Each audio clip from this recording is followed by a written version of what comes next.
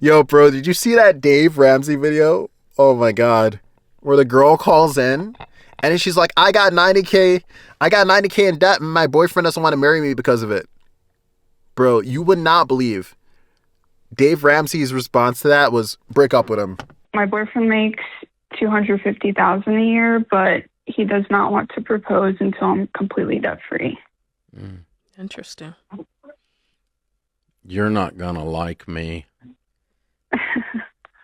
If you were my daughter, you want to know what I would tell you?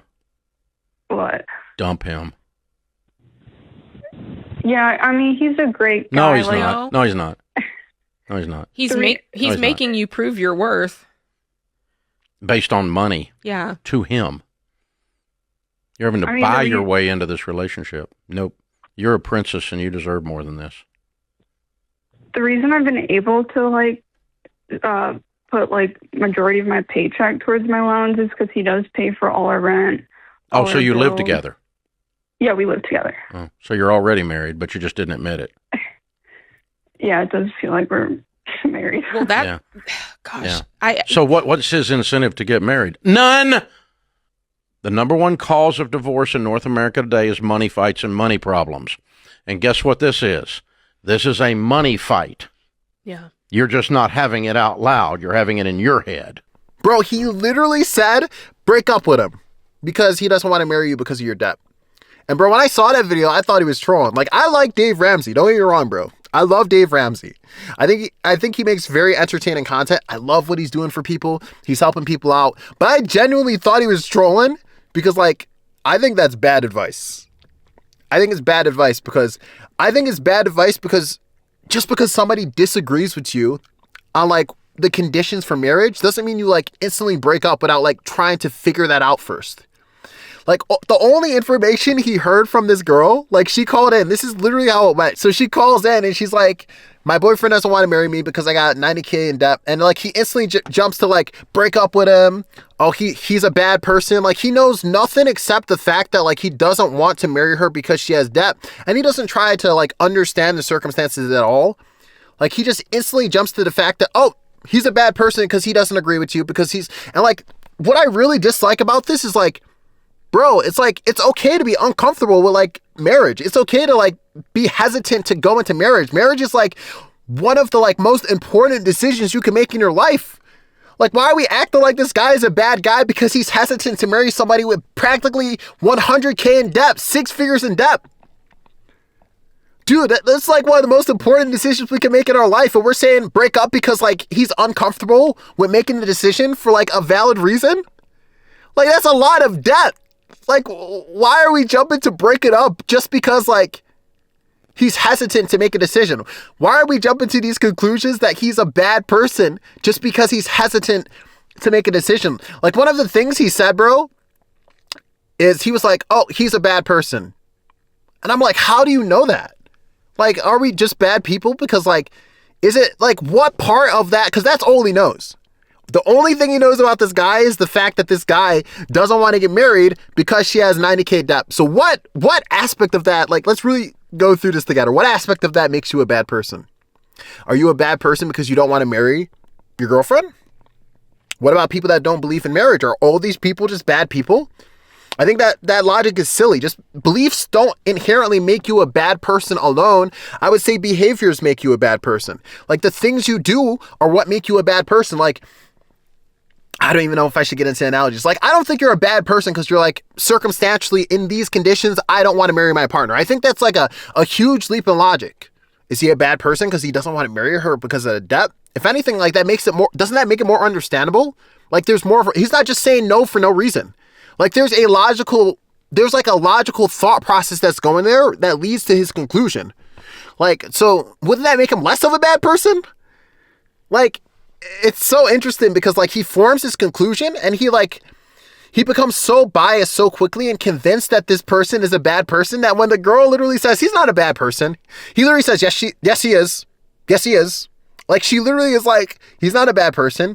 And Dave Ramsey's response is, yes, he is. He becomes so convinced of his conclusion off of such a vague amount of details. And when the person who has more data, I want you all to understand this. The girl who's calling in knows this guy a million times more than Dave Ramsey.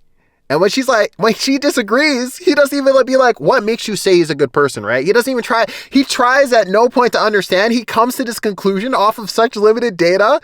And then when the person that knows him, knows the guy, because she knows the guy she's dating a lot more than Dave Ramsey. So he could be like, so what makes you say he's a good person? What are some of the good He doesn't even say that. He just says, no, he's not. No, he's not. He doesn't even try to hear her out.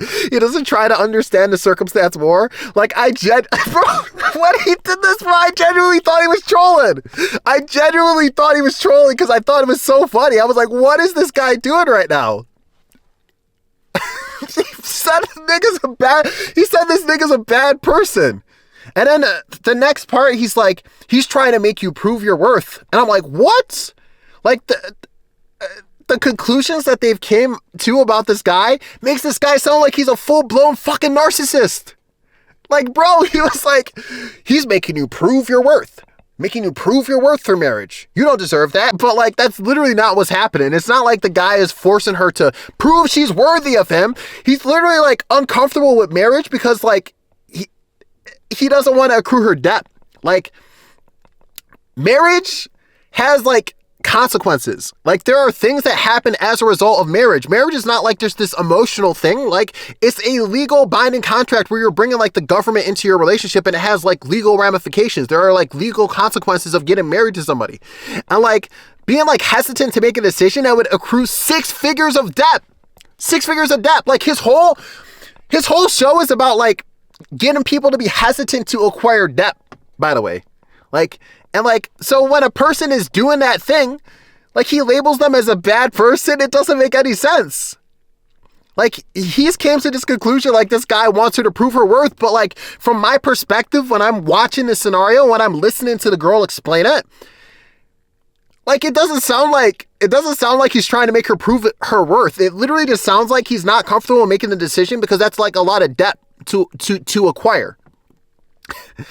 And like, he's not encouraging a dialect. He's not like, cause like, man, I hate when people don't encourage conversations with people, because then you might get into this like weird little circumstance where like you come to inaccurate conclusions about the other person. And I think this is like a great example of that, because they assume like, oh, he's some kind of a narcissist. She's got to prove herself. But like, I'm sure if you ask this guy, he would probably have some kind of like reason more so centered around like, oh, I'm just a little bit afraid. It would probably be more centered around just being afraid and not comfortable with the decision because of that.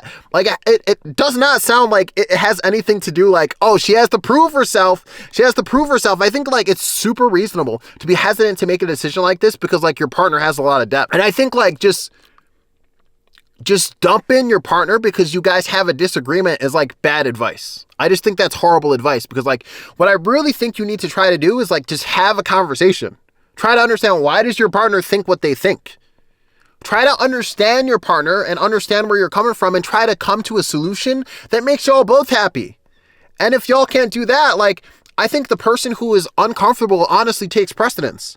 Like, I don't believe that, like, if you're in a relationship with somebody and somebody is, like, not comfortable with something, I don't believe that we should force the person who's uncomfortable with something to do something. Like, I don't like this kind of, like, a logic that Dave Ramsey is using, because, like, he's ignoring, like, this boyfriend's perspective. He's ignoring the fact that, like, this dude is not comfortable with a decision, and he has the right to not be comfortable with a decision. Of course, she has the right to leave.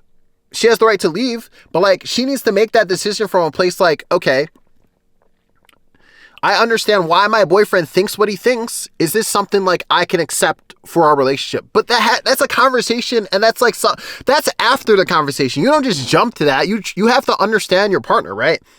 If your partner is like, hey, I don't want to have kids for 5 years, and you're like, I want to have kids right now, y'all are supposed to have a conversation. And like, you don't just break up without understanding. And then you ask your partner, hey, why do you not want to have kids right now? And your partner says, I don't think we make enough money right now. We're in a very tight financial space. I think we should get our finances together in the next 5 years before we have kids, or we're going to struggle a lot to raise those kids. Like, to me, like, if that was the circumstance, I wouldn't break up just because like I wanted to have kids right now, and just because like, so like, he's jumping to like this conclusion, oh, he doesn't want to get married right now, you got to break up. And it's like, he doesn't understand the circumstances at all. And I strongly disagree, because like, he might be willing under certain conditions to get married. Like, you don't even know unless you have that conversation. Like, just ask him like, hey, what would it take to get you comfortable for marriage. Like that, it's not hard. Like maybe I'm like too like unrealistic, but like, is that hard? Hey, it would mean a lot to me if we could eventually get married.